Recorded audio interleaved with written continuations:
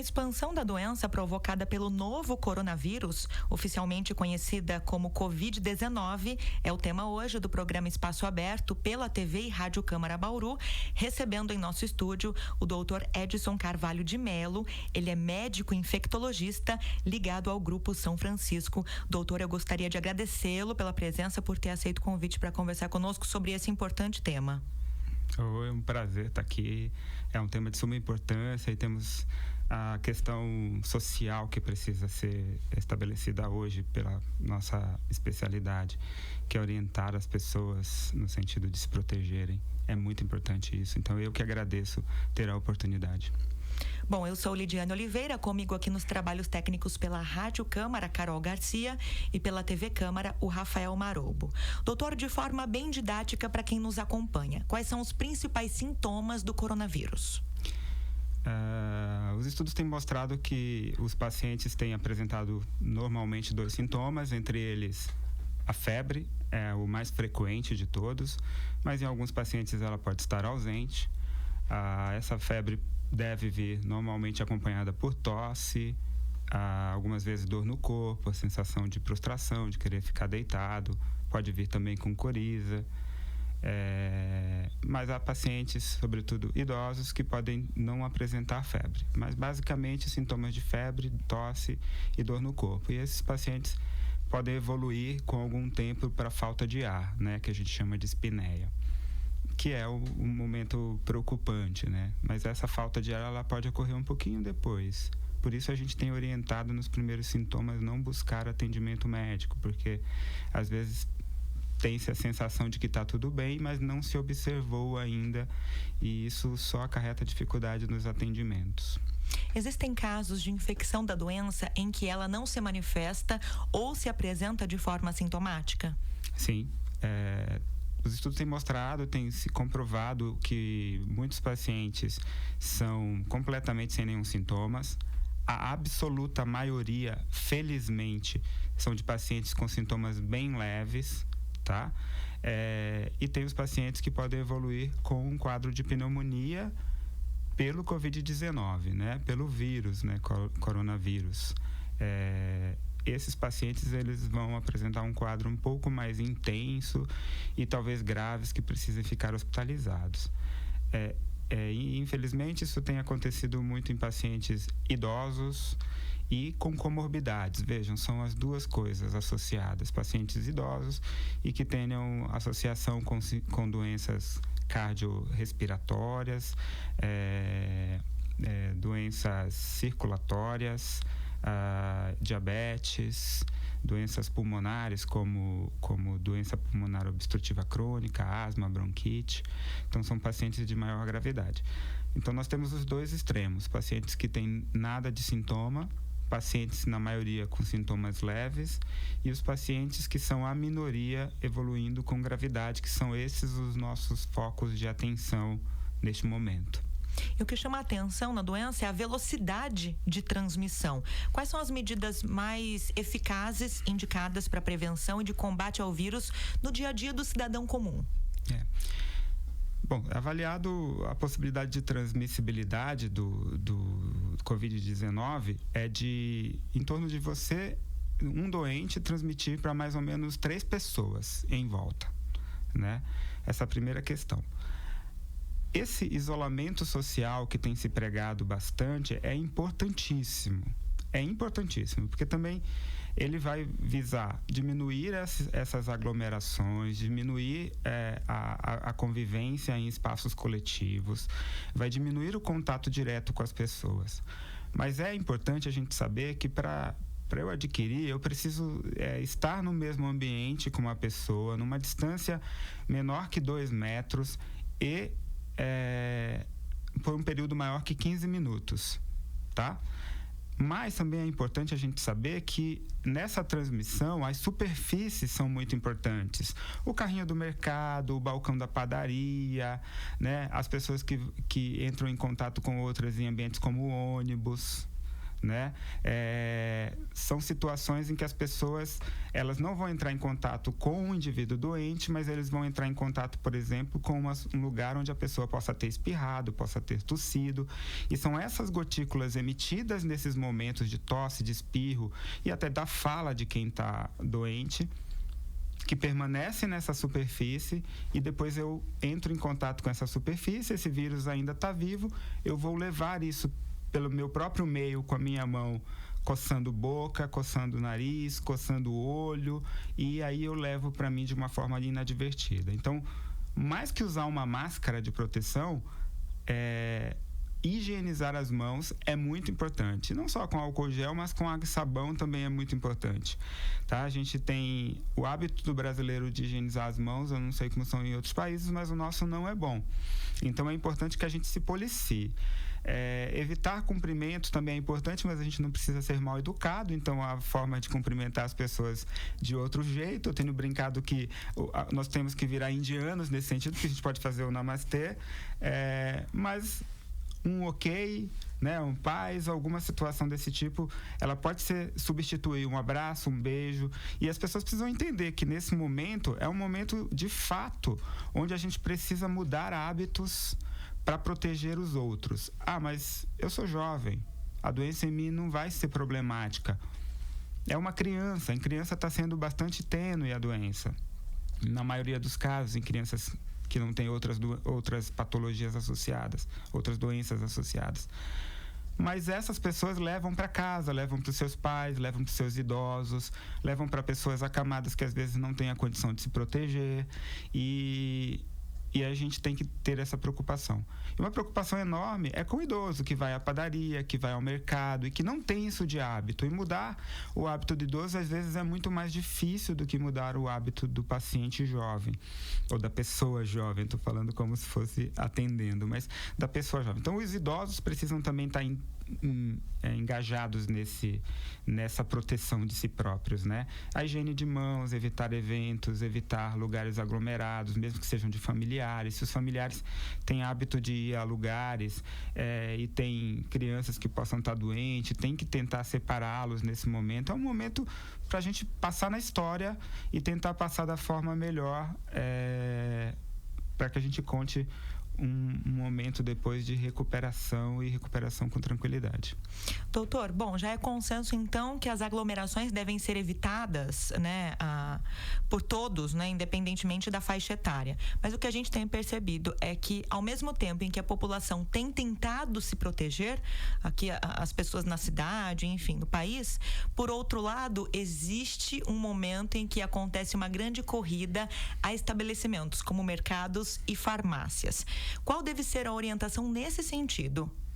Bom, primeiro, eu acho que pânico, né, gera caos, né?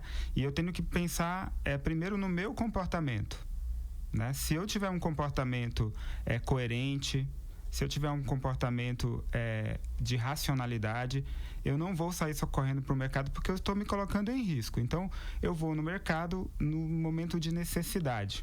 Tá? Não há previsão de racionamento de comida, não há previsão de racionamento de gasolina, como eu tenho ouvido algumas pessoas advogarem. Não há uma previsão nesse sentido. O que há é a necessidade das pessoas entrarem em contato com as outras o mínimo possível, né? Então, evitar, por exemplo, propagar fake news, evitar, por exemplo, criar o pânico, porque uma pessoa gera o pânico de 2, 3, né? Notícias ruins sempre se propagam. Então, ao invés da gente propagar a ideia de caos, de que as pessoas vão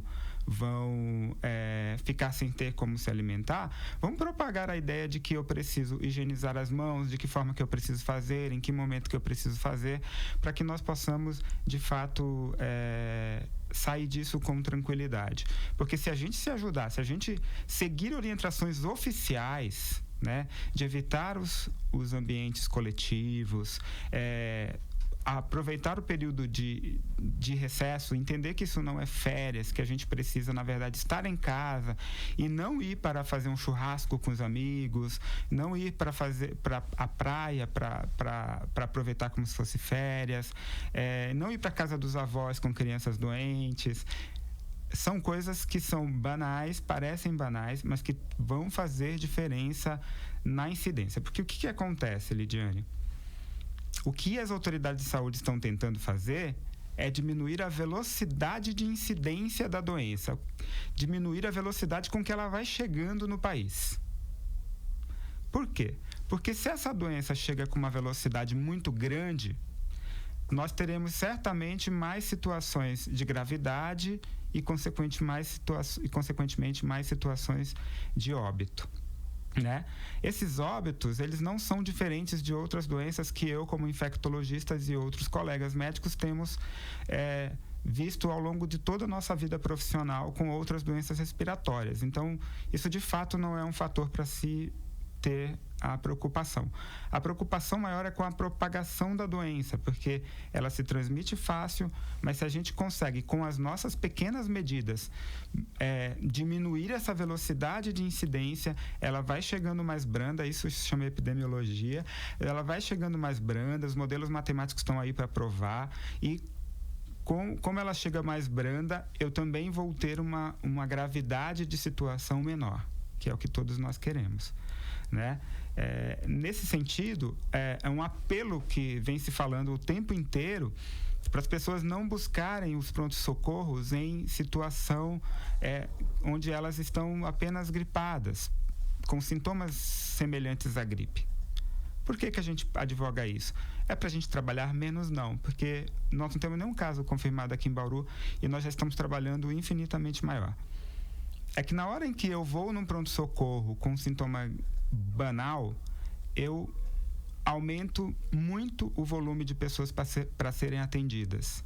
Quando eu aumento o volume de pessoas a serem atendidas, além de eu estar podendo lá transmitir a doença para outras pessoas, para a vozinha que quebrou o pé e é obrigada a ir, para a vozinha que teve um AVC, porque as outras doenças continuam. Então, eu vou acabar transmitindo para essas pessoas que estão lá. A outra coisa é que se eu tenho 10 pacientes para atender em 1 hora, eu tenho mais tempo para atendê-las. Se eu tenho 100, a minha capacidade de atendimento é muito menor. Então, eu aumento a quantidade de erros, aumento a dificuldade do atendimento, aumento o caos no serviço. Então, as pessoas têm que ter a tranquilidade de fazer como elas faziam. Eu estou gripado, eu tomo um pouco de dipirona, eu tomo um paracetamol, eu me observo, eu me preservo, eu me alimento bem, eu tomo bastante líquido, eu repouso. E se eu ver que eu estou tendo alguma piora, aí sim eu busco um serviço médico, que eu acho que é o jeito racional da gente pensar esse momento. Doutor, uma dúvida comum é por que a Itália acabou se tornando no mundo o principal foco da doença, sendo que foi a China o marco zero do coronavírus. Houve negligência com relação aos primeiros atendimentos dos primeiros pacientes identificados com a doença no país, e o Brasil corre o risco de se tornar uma Itália, como algumas pessoas vêm colocando? Bom, é difícil falar sobre ser o médico do dia seguinte, né? Fazer críticas sobre. Mas se nós observarmos ao longo desse período de história que está se fazendo aqui, ainda curto, mas nós tivemos os primeiros casos na Europa, na Alemanha e na França. Tá? E a Alemanha e França, elas têm muitos casos, mas estão muito menos que a Itália. Então, a movimentação dentro da Europa foi diferente. A Itália, nesse sentido, parece que negligenciou. Até o seu próprio líder referiu isso, que os primeiros casos deles foram negligenciados. O Brasil não está fazendo isso em nenhum momento. Tá? Lá, nós temos uma população idosa muito grande, então nós temos uma população suscetível à gravidade muito maior. Também vale lembrar que o idoso europeu é um idoso ativo, que trabalha fora, é um idoso que está nos ambientes coletivos, e então ele também estava mais sujeito a se contaminar. Tá? Então, por isso a propagação lá provavelmente tenha sido mais intensa e com quadros clínicos mais graves. O vírus é o mesmo, ele não está se propagando de forma diferente, a gravidade do italiano não é maior que do resto do mundo. Tá? Tem situações lá, uma situação caótica, mas hoje eles estão tomando as medidas de forma adequada para conter isso. É também importante a gente não propagar só o ponto ruim de uma situação como essa, porque senão a gente propaga o óbito da Itália e parece que isso vai acontecer aqui. O Brasil vem tomando medidas que são muito eficazes, muito eficientes no sentido da prevenção, que eu acho que é o mais importante, e o Brasil ele vem orientando todos os profissionais, todos os serviços hospitalares, eles vêm sendo muito bem, criando seus fluxos, criando as suas orientações, fazendo seus treinamentos. Mas fora isso, esse é um problema não médico, né? É um problema de uma sociedade. Então, a sociedade vem sendo orientada no sentido de que o motivo pelo qual eu estou aqui também, né? Vocês da imprensa, os órgãos, as empresas, por exemplo, que vêm se solidarizando. Então, eu creio que nós teremos uma boa resposta a isso. Teremos bastante casos, eu não tenho dúvida, tá? Espero que tenhamos um mínimo de gravidade e um mínimo de óbitos, mas acho que nós estamos caminhando no sentido certo, mas a população precisa de fato participar disso de forma para ser não um coadjuvante ali, mas muito ativa, muito consciente. Muito ativo, muito consciente, sim. Ser um ator principal junto com todos e tentar mitigar ao máximo essa situação. Doutor, algumas pessoas têm falado que o vírus consegue se manter vivo num ambiente ou numa superfície por até 9 horas. Outras pessoas têm falado em 9 dias. Qual é a sobrevida do coronavírus? Infelizmente, 9 dias. Tá? Tem estudo provando isso. Obviamente que isso depende de condições de umidade, de condições de temperatura, são vários fatores, de que superfície é essa, mas eles de fato permanecem no ambiente. Por isso, nós advogamos tanto a necessidade de higienização de mãos, que é muito importante, mas a higienização de mãos, ela precisa, não sei se eu posso mostrar aqui, mas a higienização de mãos, ela precisa ser o mais uniforme possível para que eu proteja toda a minha mão, esteja toda lavada. Então a gente usa uma técnica, coloca o álcool, espalha esse álcool, coloca as mãos com os dedos entreabertos, primeiro na palma, depois no dorso da mão, depois no outro dorso. Vamos facilitar a limpeza das extremidades, né? A outra extremidade, o dedão sempre no único sentido, o outro dedão sempre no único sentido e o punho, tá? Sempre no único sentido. Isso é uma mão higienizada. Seja com sabão, sabonete, seja com um álcool gel. Álcool gel. Ok. Nós precisamos fazer isso de forma...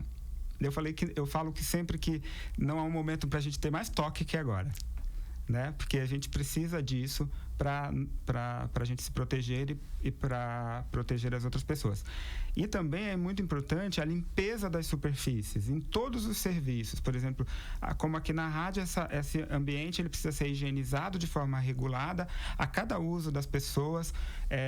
Pode ser com o próprio álcool a 70%. Observem que esse álcool gel que a gente tem utilizado, chequem nas embalagens, ele precisa estar escrito a 70%, senão ele não tem eficácia. O uso do álcool, ele sempre tem que ter a fricção, porque senão ele não tem ação, não adianta eu só colocar ali e deixar ele secar, eu tenho que ter a fricção. E esse álcool tem que sempre estar fechado, porque na hora que eu deixo o álcool aberto, ele evapora e ele perde a ação dele. Tá? Então isso é bastante importante. E as superfícies podem ser limpas com álcool gel, com o próprio hipoclorito a 0,1% que as famílias têm nas casas para limpar verdura e etc. E pode ser com alguns produtos um pouco mais sofisticados que a gente usa em ambiente hospitalar, como o peróxido de hidrogênio. O desinfetante comum não mata o vírus? O desinfetante, a água sanitária, sim. Esse com tranquilidade. Alguns remédios devem ser evitados por quem apresenta os sintomas, mesmo que de forma leve, do coronavírus. Tem se falado nos últimos dias do ibuprofeno. Ele é encontrado em quais rótulos, doutor? O ibuprofeno tem algumas medicações que tem, porque ele é um anti-inflamatório e antitérmico, tá? E são estudos preliminares, tá? Não dá pra gente afirmar ainda isso com categoria. Mas o que acontece? Todo vírus, ele tem uma proteína na superfície dele, tá? Que se liga de alguma forma às nossas células para poder invadir o nosso organismo, certo? Essa proteína do Covid-19, a teoria até o momento, o que os estudos têm mostrado é que ele se liga a uma outra proteína do nosso organismo que chama enzima conversora da angiotensina, tá? O que é isso aí? É uma proteína que tem em todo o nosso sistema cardiovascular. Então, essa proteína se liga e essas medicações, elas agem exatamente nessa mesma proteína do nosso organismo. Então, pode ser que essas medicações aumentem a circulação do vírus, aumentem a sua virulência. Não só o ibuprofeno, algumas medicações utilizadas sobretudo pela cardiologia.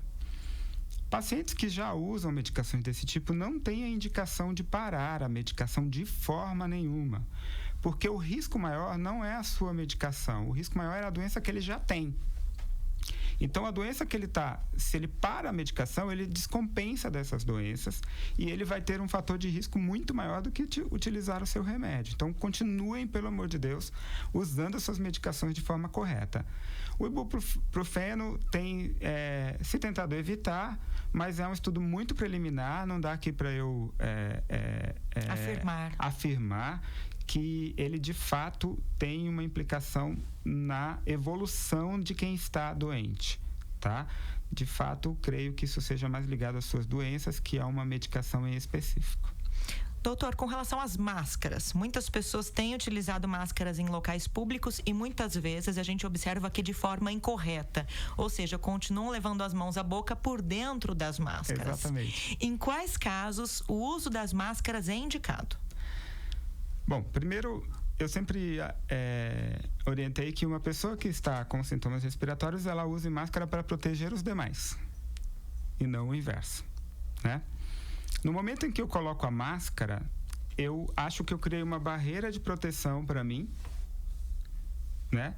E aí eu esqueço de higienizar mãos, tá? Então, se você é obrigado a estar num ambiente coletivo em que supostamente tem alguém que está com Covid-19 ou tenha sintomas respiratórios e eu estarei nesse ambiente numa distância menor que 2 metros, aí posso ser que eu precise usar essa máscara. Mas isso de forma nenhuma invalida a necessidade de higiene, de limpeza das mãos. E aí seria em todos os momentos. Por quê? Porque quando eu me desloco, eu pego um transporte, seja ele coletivo, seja ele o meu próprio carro. Tenho que higienizar minha mão. Quando eu chego nesse ambiente, eu toco no batente da cadeira, no braço da cadeira, na mesa, eu tenho que higienizar minha mão. Então, a máscara, ela de fato sozinha, se eu estiver num ambiente aberto, ela não está me protegendo. Então, não há uma indicação de eu andar na rua de máscara, tá? As pessoas não vão pegar Covid no ar do nada, tá? Elas precisam estar em contato com uma pessoa num ambiente fechado menos de 2 metros por mais de 15 minutos, né? Então, a máscara é importante nessas situações em que eu vou estar de fato exposto. Mas o que é melhor? Eu pôr uma máscara aí no ambiente ou eu não ir, né? Então, eu creio que é não ir neste ambiente. E se for obrigado, coloco a máscara, mas higienizo a mão. Doutor, uma última questão aqui sobre o coronavírus. Tem se projetado um prazo de 6 meses até que a situação se normalize aqui no Brasil. Ao mesmo tempo, a gente tem visto notícias sobre testes que já estão sendo feitos para a imunização da doença. Dá para a gente projetar essas vacinas? Existe uma previsão de um prazo para que elas passem a ser oferecidas? Eu acho que é muito cedo, né? Há algumas notícias um pouco desencontradas em relação a isso. Oficialmente, a notícia que eu tenho, ela vai ter uma demora maior que 6 meses, sem dúvida, para ter uma vacina, tá? Então, acho que não é uma coisa que nós devemos esperar para este momento, tá? Uma vacinação em massa, as pessoas precisam ser vacinadas e elas precisam de um tempo para a imunidade delas ir aumentando gradualmente, elas estarem de fato protegidas, tá? Então, não há uma previsão neste momento oficial sobre uma vacina, mas obviamente que tem pesquisadores no mundo inteiro trabalhando juntos em torno disso, tá? Espero que isso seja o legado de uma catástrofe, mas seja um legado bom, né? O desenvolvimento de uma vacina e de um tratamento. E neste caso, a mesma coisa está acontecendo. Nós temos mais de 80 estudos circulando, até a última vez que eu vi, mais de 80. Eu garanto que já tem vários outros também testando medicações, mas nesse momento a gente não tem uma previsão acertada sobre um tratamento específico e sobre uma vacina específica que vá conseguir nos auxiliar neste momento de crise. Por isso, a nossa tão insistente fala sobre a prevenção. Bom, aqui no programa Espaço Aberto, nós falamos sobre o coronavírus, recebendo em nosso estúdio o Dr. Edson Carvalho de Mello, médico infectologista ligado ao Grupo São Francisco. Doutor, eu gostaria de agradecê-lo pela gentileza de ter aceito o convite para vir falar conosco e colaborar com o papel da TV e Rádio Câmara de informar o bauruense e os moradores aqui de toda a região de Bauru que nos acompanham a nossa programação sobre sintomas, prevenção, né, enfim, e combate ao coronavírus. Obrigada mesmo pela presença. Eu que agradeço, espero que as pessoas reportem isso para as outras, para se multiplicar a nossa prevenção. Eu agradeço também a sua sintonia aqui conosco, se cuide e até a próxima.